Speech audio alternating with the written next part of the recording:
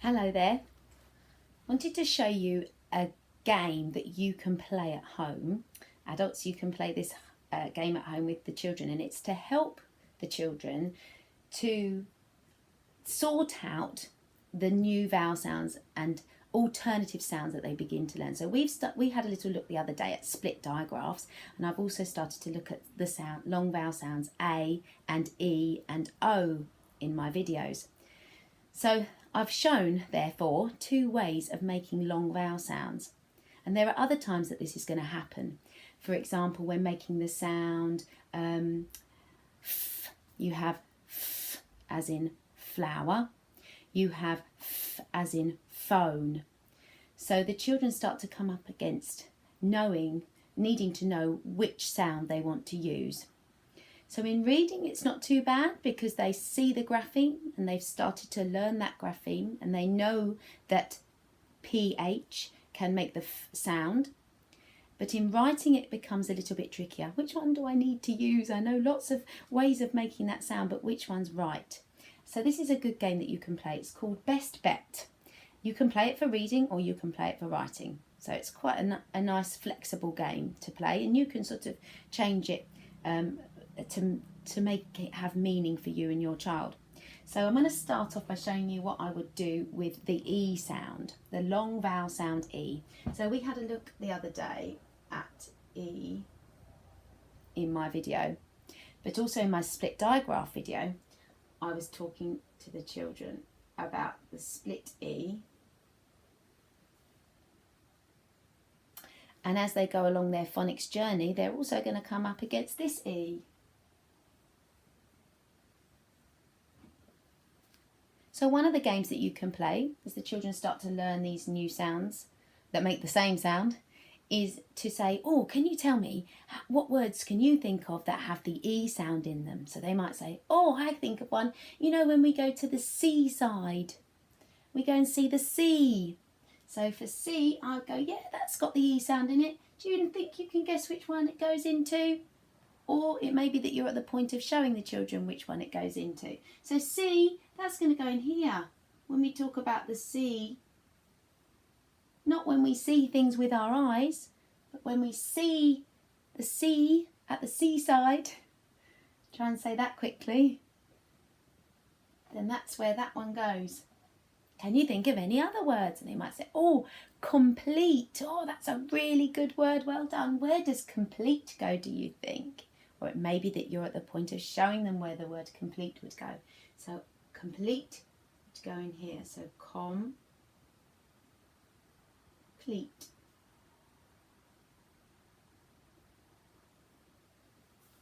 There we go. And then you might say, oh, we've got no words in here. Can you think of a word that's got this digraph for E in it? And they may say, yes, bee, a buzzy bee. Fantastic, well done. That's going to go in here. Well done for remembering that. There we go. So that's one way that you can play it. Then you could continue on and then you can say, oh, which one's the most common? Which one do we see the most of? Okay. I've got another box down here now. I wouldn't normally do it all on the same page, so I would have just one sound I'd be exploring at a time.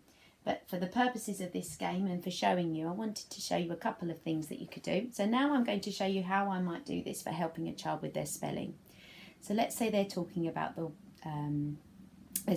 weather, and they want to say that they've seen that there's going to be rain tomorrow. So let's have the A sound. Oh, I don't know how to spell rain. I think I know, but I'm not sure which A sound it is. So in your boxes, you're going to have the A sound, AI, that we looked at in my recent videos. You're going to have split digraph A that we looked at in my recent video too, on split digraphs. And then you're going to have an A sound that they're going to have seen. They're going to have seen that one quite a lot because we would talk about the days of the week with the children.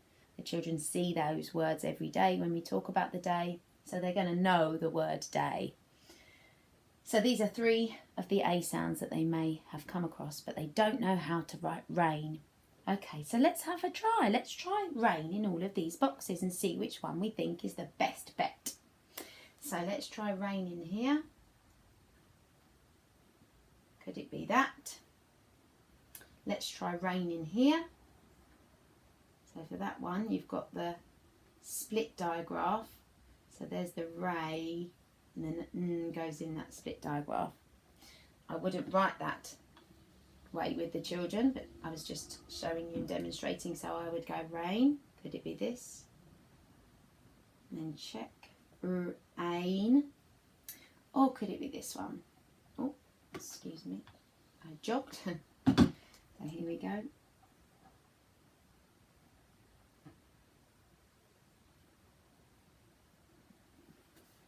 So then you'd say, oh, okay, so which one do you think looks the best bet? Is it rain, rain, or rain?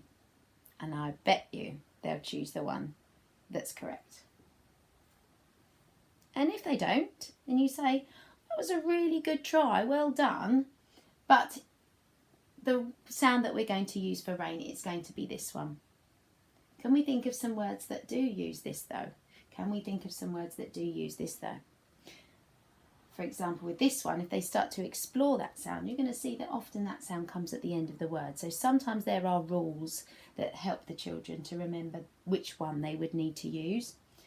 For example, toy, you have boy and you have oi. This one often comes at the end of the word. So that's a little game that you can play at home to help the children to distinguish between which grapheme, which alternative grapheme they're going to need to make the sound that they want in a word, or to help them to spell a word and to decide which sound they're going to need to choose. I hope that's helpful. If there's anything else that you'd like help with, please do comment on the Facebook page for our phonics, and I will do my best to try and either comment back or do a short little video like this to help. Okay, bye.